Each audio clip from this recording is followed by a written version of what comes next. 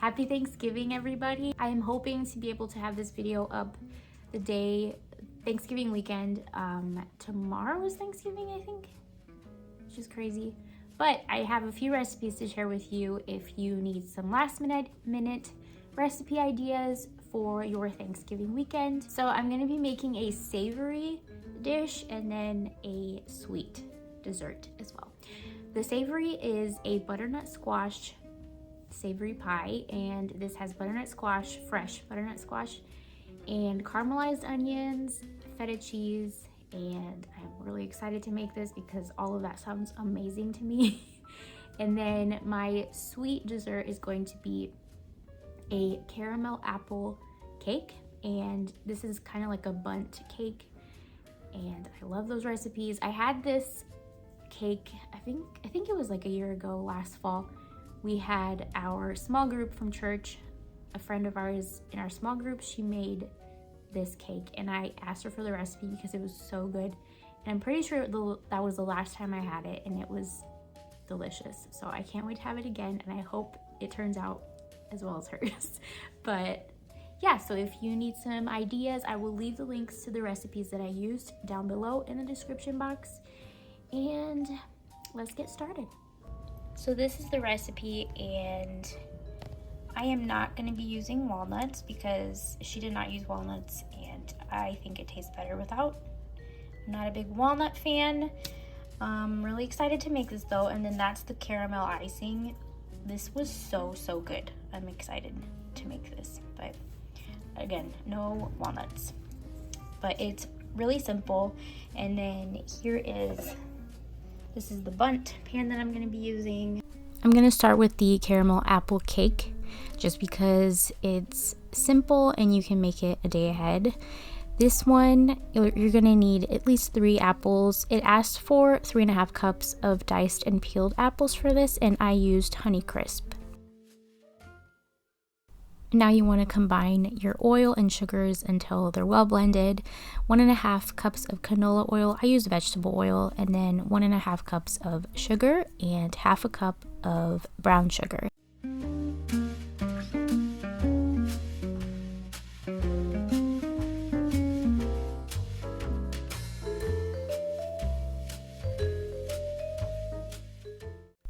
You want to add 3 eggs to this, one at a time, and then just mix each time you have the eggs until it's incorporated. Now in a separate bowl, you want to have 3 cups of flour, 2 teaspoons of ground cinnamon, 1 teaspoon of baking soda, 1/2 teaspoon of salt, 1/2 teaspoon of ground nutmeg, and then you just make sure that you mix that well, and then you add it into the dough. And then you just mix it, and then you can add your diced apples.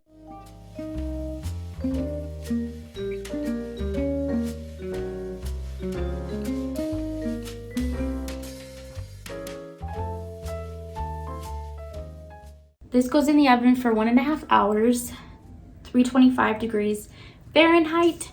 I'm a little concerned about the consistency the dough turned out, but trust the process.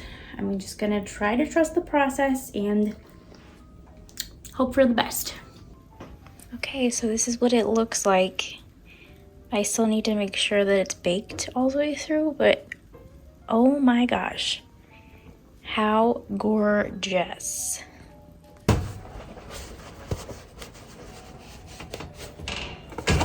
Oh shoot! Alright, it's okay. Oh, some of it got stuck, so we will figure this out.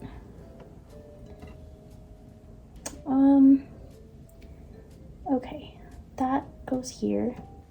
So unfortunately, this is what happened, but it is baked all the way through at least.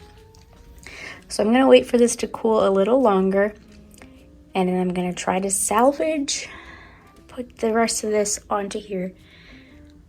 Oh man, it makes me sad, but honestly, it tastes amazing, so that's really all that matters. Okay, so thankfully this recipe has the frosting that goes on top. Honestly, it could have been worse. This side looks great, and it is baked through. That is the most important part. So I'm just gonna kind of hide as much as I can, and then I'm gonna make the caramel frosting, which I'm really excited for. In a saucepan, you're going to want to add 1/2 cup of brown sugar, 1/3 cup of half and half cream, 1/4 cup of cubed butter, and then a dash of salt. And then you are going to want to melt this until all of the sugar is dissolved, and then add 1 cup of confectioner's sugar and then mix that. And then this is what you get, a delicious caramel icing, and it is so delicious. And then I just drizzled that on to the cake, and it wasn't perfect. You can still see my errors, but honestly it tasted amazing.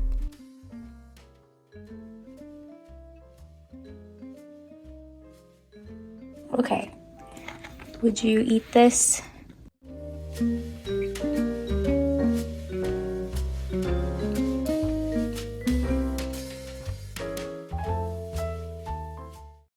Now it's time to make our savory butternut squash pie. I used a little less than a whole butternut squash for this, and you just want to peel the skin off and then cut it into bite-sized pieces. Then I drizzled my butternut squash with olive oil and some salt, and then roasted it for about 40 minutes at 400 degrees. You just want to make sure that it's cooked through and soft before you add it into the pie. Now you want to cut 3 onions and peel them and cut them in half. Just make sure you have like thin slices, and then you want to heat it in olive oil. And honestly, I've never caramelized onions before, so this, you just have to be patient and then make sure that it's the perfect texture. And once it's the perfect texture, you're gonna add some balsamic vinegar to it, and it just gives it that extra flavor that it needs.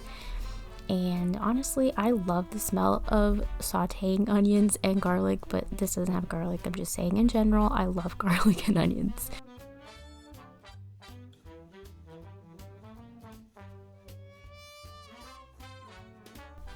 You're gonna add 1 tablespoon of the balsamic vinegar.